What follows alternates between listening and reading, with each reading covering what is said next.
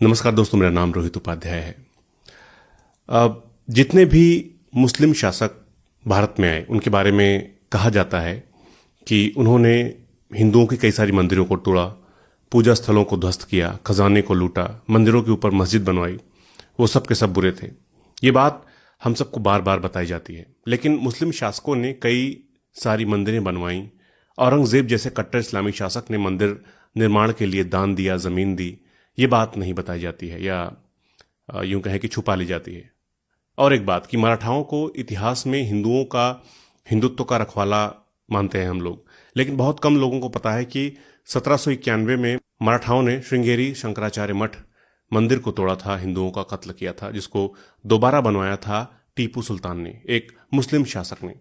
अब अगर ऐसा होता कि औरंगजेब को हिंदुओं से नफरत होती तो वो मंदिरें क्यों बनवाता, और अगर मराठा हिंदुत्व बचा रहे थे तो मंदिर क्यों तोड़ते, हिंदुओं का कत्ल क्यों करते। और सबसे पहले मुस्लिम आक्रांता महमूद गजनवी ने 1025 ईस्वी में सोमनाथ मंदिर पर हमला क्यों किया था? क्योंकि वो हिंदुओं से नफरत करता था?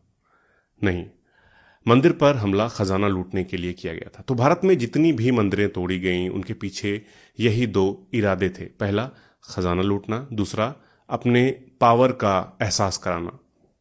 तो मंदिरों के तोड़ने की धार्मिक नहीं, हमेशा राजनीतिक वजहें थीं।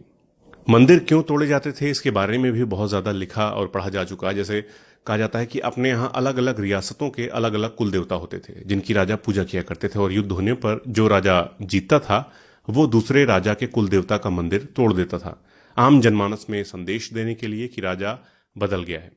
अब मुझे पता है कि ये सारी बातें आपको थोड़ी अटपटी लग रही होंगी, इन्हें मानने में, इन्हें समझने में आपको परेशानी हो रही होगी, मगर उस दौर पर लिखी इतिहास की कोई भी किताब उठाकर आप पढ़ लीजिए, यही लिखा है, यही सच है। किसी ढंग की वेबसाइट पर गूगल करके भी पढ़ सकते हैं, मगर हो सकता है कि ये बातें आपके व्हाट्सएप वाले फर्जी ज्ञान से मेल न खाए, इसलिए कई लोगों को यह सच स्वीकारने में थोड़ी दिक्कत हो सकती है। लेकिन जो सही है वो सही है, जो सच है वो सच ही कहा जाएगा। मैं सिर्फ आपको कुछ फैक्ट्स बताता चल रहा हूं। औरंगजेब से ही शुरुआत करते हैं। औरंगजेब ने बनारस का विश्वनाथ मंदिर तोड़ा, लेकिन उज्जैन का महाकालेश्वर मंदिर, प्रयागराज के सोमेश्वर महादेव मंदिर, चित्रकूट का बालाजी मंदिर, गुवाहाटी का उमानंद मंदिर, ऐसे कई मंदिरों को बनवाने के लिए औरंगजेब ने पैसा दिया, जमीन दी।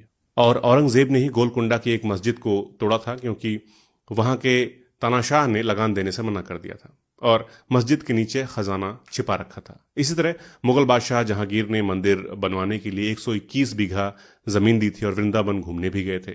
अगर किसी पंडित पुजारी को कोई समस्या होती थी तो वो बादशाह तक जा सकता था और सुनवाई भी जल्द होती थी। अकबर के बारे में हम जानते ही हैं कि उन्होंने मथुरा वृंदावन में कई मंदिरों का निर्माण कराया था। उनके फरमान का प्रमाण तक मौजूद है, लेकिन इतिहास से कुछ घटनाओं को निकालकर इस तरह से पेश किया जाता है जैसे कि सभी मुस्लिम शासक बुरे थे, हिंदुत्व विरोधी थे। ऐसा इसलिए किया जाता है ताकि झूठ बोलकर हिंदुओं को इकट्ठा कर लें, चुनाव जीत लें। यही बस इनकी राजनीति है, क्योंकि इकोनॉमी संभालना इनके बस की है नहीं, रोजगार दे नहीं पा रहे, महंगाई जबरदस्त तरीके से बढ़ती जा रही है। एक ना एक दिन सभी को यह एहसास हो जाना है कि गलत जानकारी लोगों के दिमाग में भरकर चुनाव जीतने के लिए उन्हें बेवकूफ बनाया गया।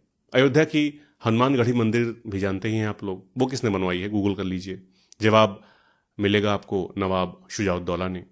वही अवध के नवाब शुजाउद्दौला जो मुस्लिम थे, मगर उनके साथ मिलकर नागा सन्यासी राजेंद्र गिरी और उनके शिष्य अनूप गिरी और उमराव गिरी की बिना कपड़ों वाली सेना काशी के हिंदू राजा बलवंत सिंह के खिलाफ लड़ी थी। और आगे चलकर जब अवध के नवाब शुजाउद्दौला ने अफगानों के साथ गठजोड़ किया तो नागा मराठों के खिलाफ युद्ध के मैदान में उतरे। तो ये धर्म युद्ध जैसा कभी कुछ था ही नहीं। आचार्य जदुनाथ सरकार की लिखी हुई दशनामी संप्रदाय के इतिहास की किताब में इस बारे में विस्तार से लिखा गया है, चाहे तो पढ़ सकते हैं। तो हमारा इतिहास बहुत ज्यादा मिला जुला रहा है, जिसे अलग करने की कोशिश की जा रही है।